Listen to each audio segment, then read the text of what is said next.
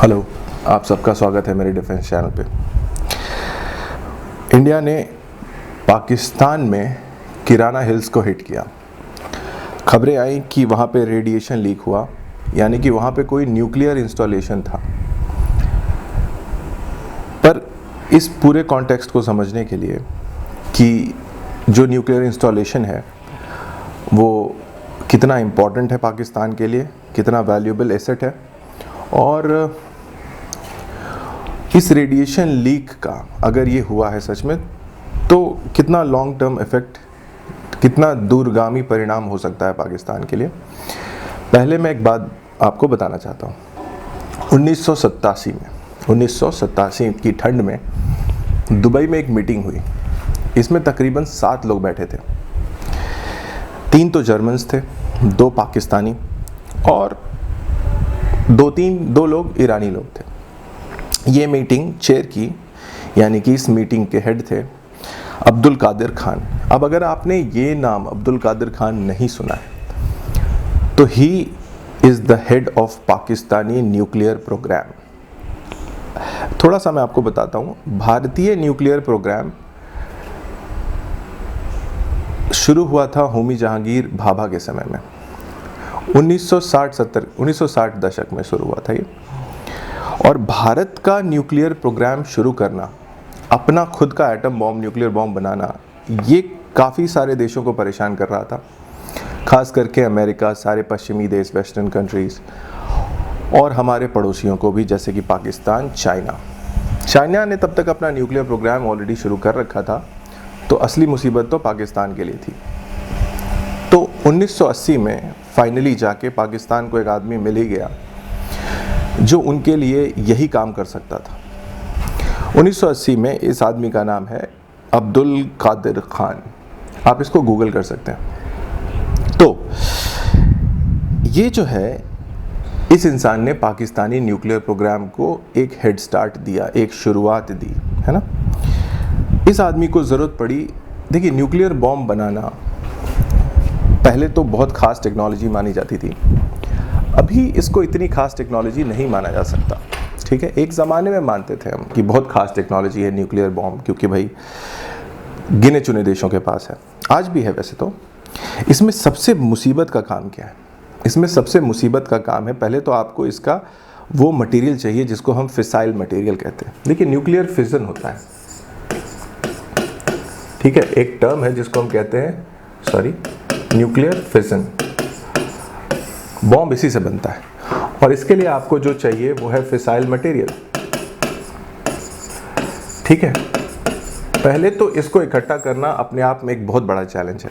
अब्दुल कादिर खान को fissile material की ज़रूरत थी, पर उस ज़माने में प्लूटोनियम यूज़ करते थे। अगर आप पीरियोडिक टेबल देखेंगे, अगर आपने थोड़ी सी साइंस पढ़ी है, तो उस पर एक प्लूटोनियम नाम का एलिमेंट है। ये रेडियो एक्टिव है, और हमें बॉम्ब बनाने के लिए रेडियो एक्टिव मटेरियल ही चाहिए। और उस ज़माने में प्लूटोनियम यूज़ किया जाता था फिसाइल मटेरियल के रूप में। पर अब्दुल कादिर खान ने इसे यूज़ ना करके, यूज़ करना सही समझा, एनरिच्ड यूरेनियम को। अच्छा, एनरिच्ड यूरेनियम की माइनिंग की जाती है दुनिया के कई देशों में। माइनिंग जैसे आप कोयला, खनन माफिया जैसे आप जानते हैं, कोयला, बालू, वैसे ही एनरिच्ड यूरेनियम भी मिट्टी में पाया जा सकता है। हर जगह नहीं, कुछ खास जगहों पर ही पाया जाता है। पर इसमें क्या प्रॉब्लम है, अगर आप माइंड यूरेनियम लेंगे ना, तो उसमें केवल 1% ही है जिससे आप बॉम्ब बना सकते हैं। तकरीबन 99% इसमें यूजलेस है, ये किसी काम का नहीं है, इससे बॉम्ब नहीं बनता। अगेन, थोड़ा सा अगर आपने विज्ञान पढ़ा है, केमिस्ट्री पढ़ी है, तो आप एटॉमिक टेबल पे, पीरियोडिक टेबल पे देख सकते हैं, यूरेनियम है। यूरेनियम सबसे रेडियो एक्टिव है और इसी से बॉम्ब बनता है। पर उसमें एक तो है यूरेनियम 238, U-238 कहते हैं इसको, U-238।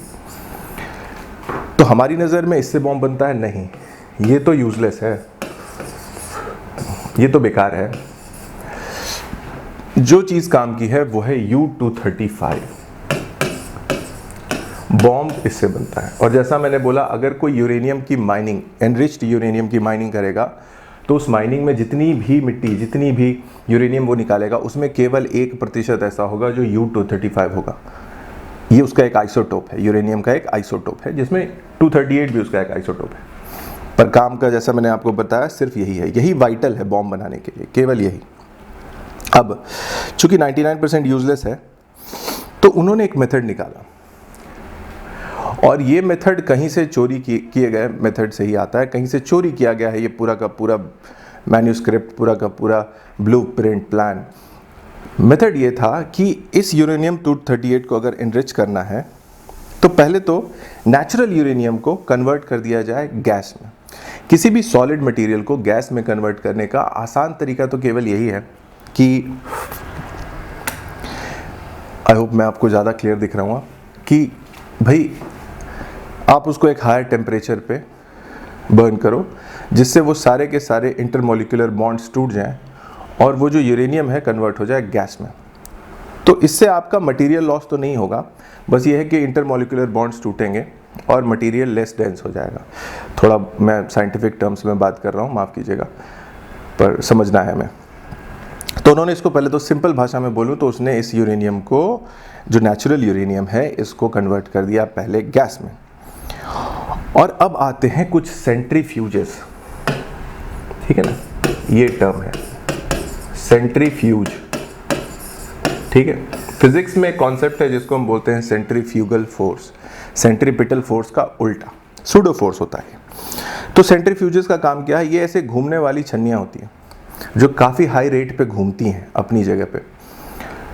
इस गैस को उसमें डाला गया और एक बहुत ही हाई रेट पे, जिसको आरपीएम कहते हैं, जैसे आप अपनी गाड़ी के ओडोमीटर पे अपने व्हील्स का आरपीएम देखते हैं कि कितना रेवोल्यूशन पर मिनट हो रहा है इस पे। हाई आरपीएम मतलब आपकी गाड़ी काफ़ी हाई स्पीड में चल रही है। उसी तरीके से आप मान के चलिए इन सेंट्रीफ्यूजेस का आरपीएम रहा होगा 1 लाख 1.5 लाख रेवोल्यूशंस 1 मिनट में, यानी 1 लाख बार घूमेगा 1 मिनट में। इस रेट से इस गैस को इन सेंट्रीफ्यूजेस में घुमाया जाता है। पर हम इसको सेंट्रीफ्यूजेस में क्यों घुमाएंगे? देखिए, जब कोई भी चीज़ इतनी हाई रेट पे घूमती है तो उस पर लगता है सेंट्रीफ्यूगल फोर्स। अगर आप सर्कल में घूमेंगे ना बार बार बार बार बार बार, तो सेंटर से दूर की तरफ आप पे लगेगा सेंट्रीफ्यूगल फोर्स। ये जो वर्ड है सेंट्रीफ्यूज, वो सेंट्रीफ्यूगल से आ रहा है। और जो पार्टिकल हल्का फुल्का रहेगा ना, वो धक्का खा के बाहर निकल जाएगा। So this is centrifugal force here. तो इसको हाई स्पीड में सेंट्रीफ्यूजेस में घुमाया जाता है, जिससे कि U-235 ये जो आइसोटोप है, चूंकि ये लाइटर है, इसका वजन कम है, लाइटर मटेरियल है U-238 के मुकाबले, तो ये डिस्पर्स होके यहाँ से बाहर निकलना शुरू हो जाता है, सेंटर से बाहर निकलना शुरू हो जाता है हर तरफ से, ठीक है। और इससे वो आसानी से सेपरेट हो जाएगा फ्रॉम दी नेचुरल यूरेनियम। अब जो पोर्शन सेपरेट हुआ है, जो कि लाइटर मटेरियल है, जो कि U-235 है, इसको बाद में वापस, हमें याद रखना है, हमने नेचुरल यूरेनियम को गैस में कन्वर्ट किया था, उससे सेंट्रीफ्यूजेस में घुमाने के बाद जो U-235 मिला, जो यूज़ किया जाएगा as fissile material in the nuclear bomb, इसको वापस कन्वर्ट किया गया सॉलिड में। इसको ईजिली सॉलिड मैटर में वापस कन्वर्ट कर सकते हैं, और ये वो सब्सटेंस है, ये वो पदार्थ है जो कि न्यूक्लियर बॉम्ब में यूज़ होगा। ये मेथड मिस्टर खान ने यूज़ किया। नाउ एक यूरोपियन कंपनी है, मैं थोड़ा सा खान साहब के बारे में बताना चाहता हूँ। सो 1970s में, ही इज़ अ पाकिस्तानी, और 1970 के दशक में ये एक यूरोपियन कंपनी यूरेंको के लिए काम करते थे, और वहाँ से ये ब्लूप्रिंट चुराया गया, ठीक है। ये जो सेंट्रीफ्यूज बनाने का तरीका है, इस ब्लूप्रिंट की बात हो रही है, इसको चुराया गया यूरेंको से 1970 में। ये लेके क्यों करेगा कोई ऐसा? 2 कारण हैं। पहला तो कि आपका मोराल वीक है, ठीक है, और दूसरा ये हो सकता है कि आपको पैसों की भूख हो, पैसे आपके लिए ज़्यादा इम्पोर्टेंट हैं इंसानियत से। काफ़ी कारण हो सकते हैं, और वैसे भी मैं किसी की मोरल स्टैंडिंग के बारे में क्या बोलूँ, खास करके जब वो पाकिस्तानी है।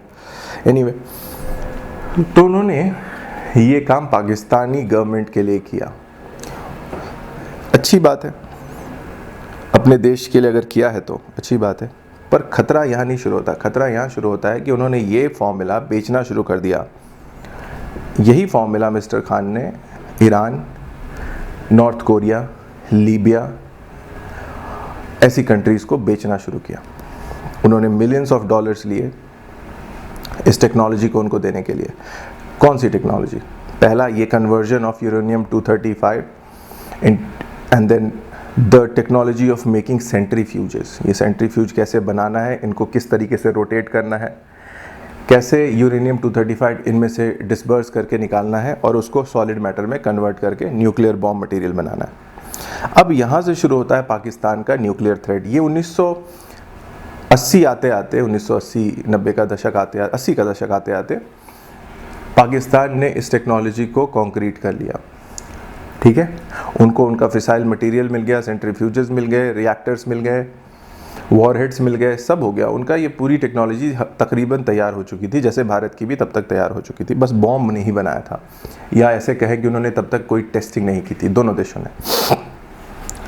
अब यहाँ से 1998 में, जैसा हमें पता है, इंडिया ने अपना पहला न्यूक्लियर टेस्ट किया पोखरण में। आपने वो मूवी भी देखी होगी। और इसके तुरंत बाद पाकिस्तान ने भी अपना टेस्ट कर दिया और दुनिया को अनाउंस कर दिया कि हमारे पास भी बॉम्ब है।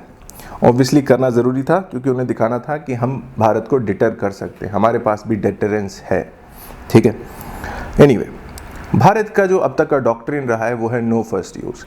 हम किसी भी हाल में किसी दुश्मन देश पे पहली बार न्यूक्लियर बॉम्ब नहीं चलाएंगे, चाहे कोई भी सिनेरियो क्यों ना आ जाए। चाहे हम कन्वेंशनल वॉर में बुरी तरीके से भी हार रहे हों तो हम बॉम्ब नहीं चलाएंगे, न्यूक्लियर बॉम्ब। हम इसे एंटी ह्यूमन समझते हैं। पाकिस्तान की ये पॉलिसी नहीं है। पाकिस्तान ने हमेशा इंडिया को न्यूक्लियर थ्रेट्स दिए हैं और एक तरीके से कहें तो न्यूक्लियर ब्लैकमेल किया है, जो कि इस बार भी हुआ। पहलगाम टेरर अटैक के बाद आपने उनके डिफेंस मिनिस्टर को सुना होगा, उनके मिनिस्ट्री ऑफ एक्सटर्नल अफेयर्स के कई रिप्रेजेंटेटिव्स को CNN, फॉक्स न्यूज़ पे यही कहते हुए सुना होगा। आपने इंडिया की तरफ से किसी ऑफिशियल स्टेटमेंट में न्यूक्लियर वर्ड, N वर्ड नहीं सुना होगा। एनीवे, क्या पाकिस्तान इतना न्यूक्लियर टैक्टाइल वेपन्स रखता है कि वो भारत को ब्लैकमेल कर सके? उसका ब्लैकमेल एक्चुअल टैक्टाइल वेपन्स को लेके है नहीं, उनका ब्लैकमेल है एक ऐसी चीज़ को लेके जिसे हम इंग्लिश में शॉर्ट फॉर्म में RDD कहते हैं। मतलब है radio active dispersion device, RDD। ये क्या करता है? ये इसी को डर्टी बॉम्ब भी कहते हैं। रिसेंटली आप न्यूज़ चैनल्स या कहीं ना कहीं सुना होगा आपने ये word, dirty bomb. Dirty bomb कुछ है नहीं, ये जो है ना miniaturised version of the larger nuclear tactical weapon है। ईरान ने ये काम बहुत जल्दी शुरू कर दिया था। 1970 में ही ईरान ने भी अपना मिनिएचराइज्ड एक छोटा वर्जन ऑफ न्यूक्लियर बॉम्ब बनाना शुरू कर दिया, ताकि उसको छोटे वॉरहेड में लगाया जा सके और अपने, मेरे ख्याल से उस ज़माने में उनके पास ये शहाब मिसाइल्स होती थी, उस पर लोड कर सके। पाकिस्तान को ये आइडिया आया था तभी। उन्होंने भी सोचा कि भारत को डिटर करने का एक तरीका तो ये हो सकता है कि हम छोटे छोटे न्यूक्लियर बॉम्ब्स बनाएं। अच्छा, जो बड़ा न्यूक्लियर बॉम्ब है अगर वो कहीं गिर गया, उसकी जो टनेज है, उसकी जो कैपेसिटी है, वो मिलियंस ऑफ स्क्वायर माइल्स की है। अगर वो कहीं पर गिरा तो हज़ारों किलोमीटर के रेडियस को बर्बाद कर देगा और आने वाले कई सालों तक वो पूरा का पूरा जोन रेडियो एक्टिव बना रहेगा, यानी वहाँ पे कुछ भी उपज, पनप जी नहीं सकता। जो डर्टी बॉम्ब्स होते हैं, इनकी पेलोड डिलीवरी बहुत थोड़ी सी होती है, इतनी ही कि कहीं गिर जाए तो 5-6 किलोमीटर के आसपास के रेडियस में रेडियो एक्टिविटी फैल जाएगी, रेडिएशन फैल जाएगा। आप उस जोन में नहीं आ सकते, नहीं तो आपको रेडियो एक्टिव रेडिएशन की वजह से नुकसान होगा। ये जो डर्टी बॉम्ब्स बनाने का आइडिया है, ये पाकिस्तानी आर्मी के जनरल्स को आता है, जब वो ये सोचते हैं कि हम इंडिया को कम से कम इसके थ्रू तो परेशान कर ही सकते हैं। परवेज़ मुशर्रफ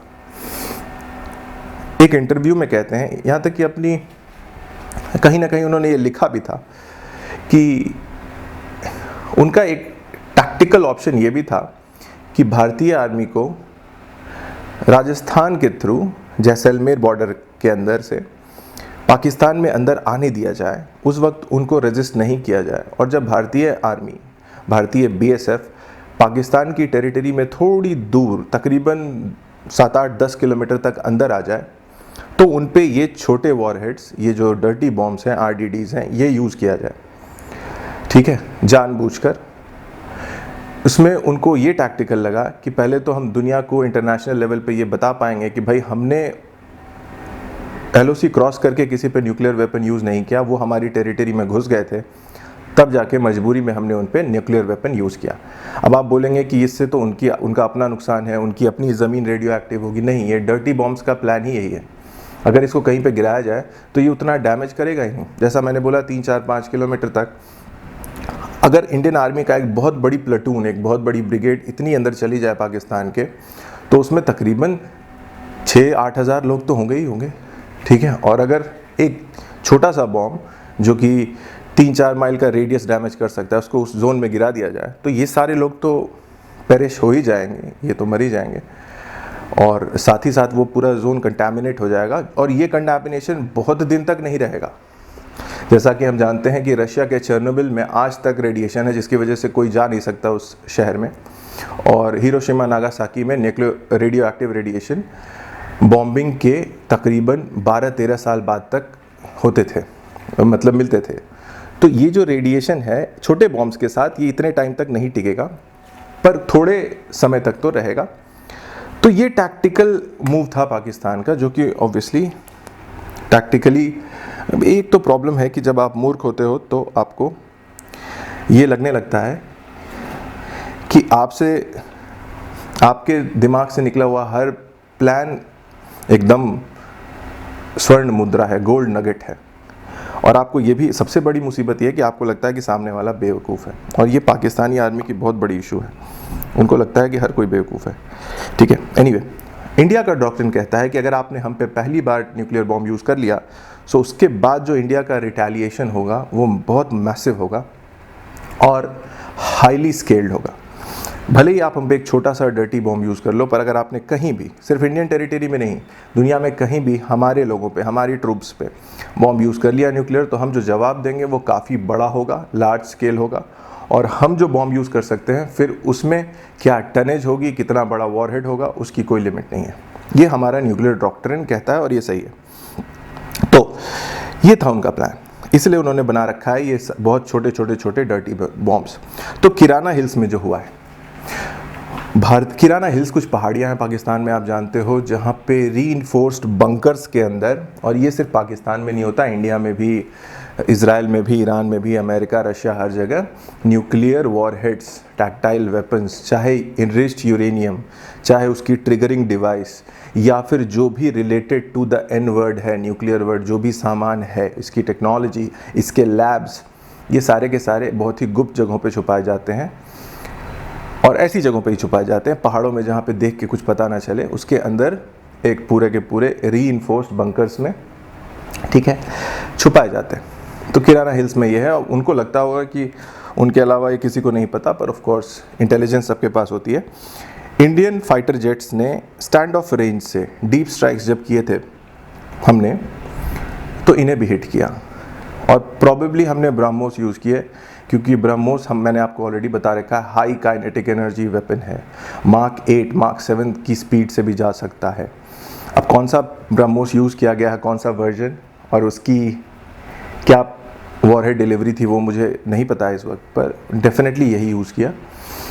और जबकि ये किराना हिल्स वाले न्यूक्लियर फैसिलिटीज़ काफ़ी रीइंफोर्स्ड, काफ़ी अंदर थे, पर ब्रह्मोस की जो काइनेटिक एनर्जी है, जो पेनेट्रेटिव पावर है उसकी, वो अगर हिट कर दे उसको, up to a certain level भी पेनेट्रेट कर जाए, तो उसकी वजह से जो कंपन उत्पन्न होगा, उसकी वजह से जो वाइब्रेशंस आएंगी, और वहाँ पे जो फ्रैगमेंटेशन होगा वॉरहेड का, उसकी वजह से इस फैसिलिटी को नुकसान हो सकता है। और डेफिनेटली हुआ है, पर इंडियन आर्मी ने, इंडियन एयरफोर्स ने इसे कैटेगोरिकली डिनाई कर दिया कि भाई हमने ऐसी कोई जगह न प्लान में डाली, न इसको हिट किया है, न हमें इसके बारे में कुछ पता है, ये बुद्धिमत्ता का काम है। एनीवे, तो ये हिट हुआ, ये हमें कैसे पता है कि ये फैसिलिटी हिट हुई? और यहाँ पे क्या था, ये तो हर कोई स्पेकुलेट करेगा, हमें भी नहीं पता, किसी को भी नहीं पता। मेरी नज़र में यहाँ पे एनरिच्ड यूरेनियम होगा, और ख़ास करके ये डर्टी बॉम्ब्स या RDDs होंगे यहाँ पे। और अगर यहाँ पे हिट हो गया है और ये इनमें से कुछ बॉम्ब्स भी लीक हो गए हैं, तो वो सारी की सारी फैसिलिटी बर्बाद हो गई कई सालों के लिए। वहाँ पे अभी कोई जा नहीं सकता, कुछ काम हो नहीं सकता, और वहाँ पे रखा हुआ rest of the device is also of no use to Pakistan, वो भी किसी काम का नहीं रहा अभी। क्योंकि हम ऐसा देख पा रहे हैं कि वहाँ पे रेडिएशन लीक होने की बात लॉजिकली इस बात से लगती है मेरे दिमाग में कि रिसेंटली वहाँ पे कुछ अर्थक्वेक्स महसूस किए गए हैं। पर आप कहेंगे ये तो बड़ी कॉमन बात है, आप कैसे कह रहे हो, न्यूज़ वाले भी ये कह रहे हैं, मैं उसमें नहीं मानता। पाकिस्तान में रिसेंटली अर्थक्वेक्स आए हैं, हर जगह आ रहे हैं, और उसका इससे लेना देना कम है। अर्थक्वेक आप पूछेंगे कहाँ से आ रहे हैं, देखिए जब हाई कैपेसिटी हाई टनेज वाला कोई वॉरहेड कहीं पे फट जाए ना, तो उसकी वजह से कंपन प्रतीत होगा आसपास के इलाकों में, पहाड़ों में भी। तो अगर आप वहाँ पे इनरिच्ड यूरेनियम रखते हैं, न्यूक्लियर फैसिलिटी रखते हैं, और एक भी डिवाइस डेटोनेट हो गया, ट्रिगर हो गया ना, तो ये पॉसिबल है, तभी तो रेडिएशन लीक भी होगा। एनीवे, तो मैं कहूँ कि सिर्फ अर्थक्वेक तो कारण नहीं हो सकता हमारा ये गेस करने का कि वहाँ पे रेडिएशन लीक हुआ है, और भी चीज़ें हुई हैं। रिसेंटली फ्लाइट रडार जो कि ऐप है, उस पर देखा गया कि कुछ फ्लाइट्स हैं पाकिस्तान में, ठीक है, जो अमेरिका से आई हैं, जो तुर्की से आई हैं, जिनसे वहाँ पे उस एरिया में बोरॉन स्प्रिंकल किया गया है। अब देखिए बोरॉन जो है, ये जो एलिमेंट है, ये न्यूक्लियर सप्रेसेंट है। इसको छिड़का ही जाता है इसलिए ताकि अगर उस एरिया में कोई न्यूक्लियर रेडिएशन लीक हुआ हो तो उसको सप्रेस किया जा सके, उसको कम किया जा सके। बोरॉन इसलिए ऊपर से हवा से स्प्रिंकल किया जा सकता है, मैं ये नहीं कह रहा कि किया गया है, पर फ्लाइट पाथ देख के लगता है कि उस जोन में कहीं ना कहीं कुछ ना कुछ तो हुआ है। और उस जोन में अमेरिका ने भी कुछ लोग भेजे हैं जिनके पास ये पर्टिकुलर रेडिएशन मीटर है, जो कि तभी किया जाए जब किसी तरह का शक होगा कि वहाँ पे कुछ ना कुछ घटित हुआ है। तो मैं अपने चैनल पे ऐसा कुछ भी नहीं कहता जो कि कॉन्क्रीट एकदम ना ही हो, और ना मैं स्पेक्युलेट करने अभी बैठा हुआ हूँ, पर मैं इतना कह सकता हूँ कि वहाँ कुछ ना कुछ हुआ है जिसकी वजह से ये सारी एक्टिविटीज़ देखने को मिल रही हैं। तो जैसा मैंने आपको बताया कि ये जो रेडिएशन लीक है, ये कहीं ना कहीं इंडिकेट करता है कि we have hit something which was precious to Pakistan, जो पाकिस्तान के लिए वाइटल है, इम्पॉर्टेंट है। ऐसा कुछ इंडिया की ब्रह्मोस मिसाइल्स ने हिट तो किया है उस एरिया में। तो ये ज़रूरी भी था। ये ज़रूरी इसलिए है क्योंकि पाकिस्तान हर एक सिचुएशन में एक ही नैरेटिव बिल्ड करता है, दैट इज़ न्यूक्लियर ब्लैकमेल। वो इसलिए कर सकता है वो क्योंकि उसके दिमाग में ये RDDs, ये डर्टी बॉम्ब्स हमेशा रहते हैं कि कम से कम इनको तो इंडिया पे यूज़ कर ही सकते हैं हम, या कर देंगे हम। इंडिया ने ये चीज़ काफ़ी समय तक सुना है और रिस्पॉन्ड नहीं किया है, but now is the time जब हम इसको रिस्पॉन्ड करें, और हम कर भी रहे हैं। साथ ही साथ मेरे दिमाग में ये भी आता है कि इस्लामिक वर्ल्ड में, और मैं यहाँ पे रिलीजियस बातें नहीं कर रहा, पर इस्लामिक वर्ल्ड में एक ही कंट्री है जिसके पास न्यूक्लियर वेपन्स हैं इस वक्त, और वो है पाकिस्तान। ईरान ने काफ़ी कोशिशें किए हैं, और मेरी नज़र में ईरान के साइंटिस्ट ब्राइट हैं, बहुत अच्छे हैं। जर्मन्स और जापानीज़ के बाद मुझे लगता है ईरानी साइंटिस्ट आर ग्रेट। उनकी काफ़ी कोशिशों के बावजूद मोसाद ने उनको हमेशा डिटर किया है, हिंडर किया है, उनके न्यूक्लियर प्रोग्राम को हमेशा डिले कराया है मोसाद ने। तो ईरान काफ़ी पास आकर भी न्यूक्लियर वेपन बना नहीं पाया है, ठीक है। इराक ने कोशिश की, वो तो सद्दाम के टाइम में आपने देखा, और उसको अमेरिका ने विफल कर दिया। तुर्की ऑलरेडी कोशिशों में लगा हुआ है, पर एकमात्र कंट्री जिसके पास conclusively with evidence nuclear weapons हैं वो है पाकिस्तान। और ये रोग नेशन रहा है हमेशा से, इसकी हिस्ट्री रोग रही है, क्योंकि यहाँ पे डेमोक्रेसी है पर वो सिर्फ कहने के लिए है। सारी पावर आर्मी के हाथ में है। आर्मी खुद में काफ़ी विभाजित है, काफ़ी मतलब यूनाइटेड नहीं लगती देख के। लोग एक दूसरे को यूसर्प करने के लिए, यानी कि विस्थापित करने के लिए मरे रहते हैं, चाहे वो आर्मी जनरल्स हों या फिर वहाँ की ब्यूरोक्रेसी हो। हर कोई एक दूसरे को रास्ते से हटाने के पीछे पड़ा हुआ है। इनके लिंक्स जिहादियों के साथ, मिलिटेंट्स के साथ, टेररिस्ट के साथ कितने खास हैं ये सबको पता है। जो एबटाबाद में हुआ उसको भी, वो एक एग्जाम्पल है बस, है ना। जैश ए मोहम्मद, लश्कर ए तोयबा, ये सारे के सारे तंजीम इनके पास हैं, इनके बनाए हुए हैं, इनके पाले हुए हैं। यानी कि इनका लिंक जो है, एक तो इनको आर्मी रूल कर रही है, ये बहुत बड़ा खतरा है। और आर्मी के लिए न्यूक्लियर वेपन सिर्फ एक डेटरेंस नहीं है, आर्मी के लिए, उनकी आर्मी के लिए खास करके न्यूक्लियर वेपन एक एक्चुअल टैक्टिकल मूव है, जिसको वो होता हुआ देखते हैं यूज़, जो कि दुनिया की कोई आर्मी, कोई भी गवर्नमेंट ऐसा कभी नहीं सोचती। इंडिया जैसे इसको लास्ट रिसॉर्ट मानता है, अंतिम उपाय, अगर कुछ ना बचे तब। पर इनके लिए ये पहला उपाय है, ये बहुत बड़ी खतरे की बात है। दूसरा, अगर किसी तरीके से वहाँ डीस्टेबलाइज हो जाए पाकिस्तान, जो कि ऑलरेडी हमेशा डीस्टेबलाइज रहता है, तो उस केस में ये न्यूक्लियर वेपन्स वो किसी को बेच सकता है, जैसे कि सऊदीज़ को, जिनकी नज़र है इस पे, इराक हो, ईरान हो, या फिर किसी गलत के हाथ में लग सकते हैं, जैसे कि ये जो टेरर तंजीम चला रहे हैं वो, उनमें से किसी के हाथ ही लग सकते हैं। पूरा का पूरा वेपन ना लगे, पर ये डर्टी बॉम्ब्स तो लग सकते हैं, और ये किसी के लिए भी खतरा है। सिर्फ इंडिया के लिए तो है ही, हमारे लिए तो है ही, किसी के लिए भी खतरा है दुनिया में, अमेरिका के लिए भी। इन सब चीज़ों को ध्यान में रखते हुए उनके इस न्यूक्लियर ब्लैकमेल को डिटर करना, या फिर मेरी नज़र में पाकिस्तान को डी न्यूक्लियराइज करना, इस वक्त सिर्फ हमारा गोल होना चाहिए। मैं जानता हूँ चाइना ये नहीं करेगा, अमेरिका भी नहीं चाहेगा। चाइना, अमेरिका जैसी कंट्रीज़ के लिए पाकिस्तान एक स्ट्रैटेजिक टूल है इंडिया के अगेंस्ट। वो भारत को बैलेंस करने के लिए, भारत की पावर डायनामिक को चेक में रखने के लिए, भारत को विराम देने के लिए पाकिस्तान को यूज़ करते आए हैं और करेंगे आगे चल के। तो वो तो पाकिस्तान की डिफेंस इंफ्रास्ट्रक्चर पे और इन्वेस्ट करेंगे आने वाले समय में, आप देखेंगे, और खर्च करेंगे, उनको और मजबूत करेंगे हमारे खिलाफ। तो ये सिर्फ और सिर्फ हमारा गोल है कि हम पाकिस्तान को और इजराइल के साथ अगर हम मिल जाएं तो पूरे के पूरे इस्लामिक वर्ल्ड को डी न्यूक्लियराइज कर दें। हमें कैसे भी ये करना होगा, चाहे इसके लिए हमें हमारी जान क्यों न देनी पड़े, हमें ये करना होगा। और इसके लिए हमें मदद लेनी होगी इजराइल की।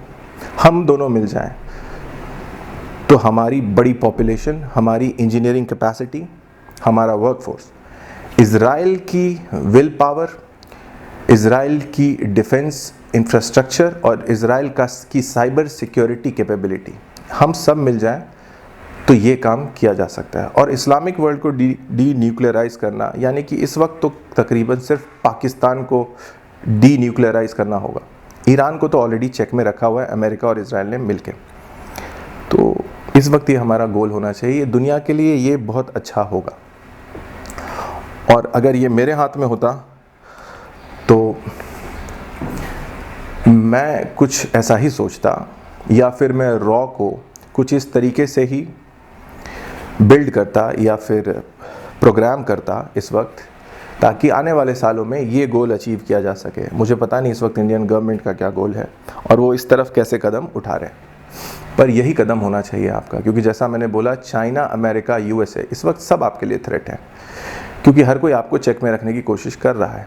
और मेरी नज़र में चाइना से एक वॉर बहुत जल्दी होने वाला है हमारा, चाहे वो छोटा मोटा मतलब एक झड़प हो जाए कहीं पे, और उस छोटी झड़प का भी मतलब होता है 500-600 जिंदगियों का नुकसान दोनों तरफ से, या फिर एक फुल स्केल वॉर हो जो कि 3-4 दिन चल जाए। कुछ ना कुछ होने वाला है आने वाले समय में। जिस तरह से चाइना की इकोनॉमी डिस्टेबलाइज हो रही है, वो एक खतरा है।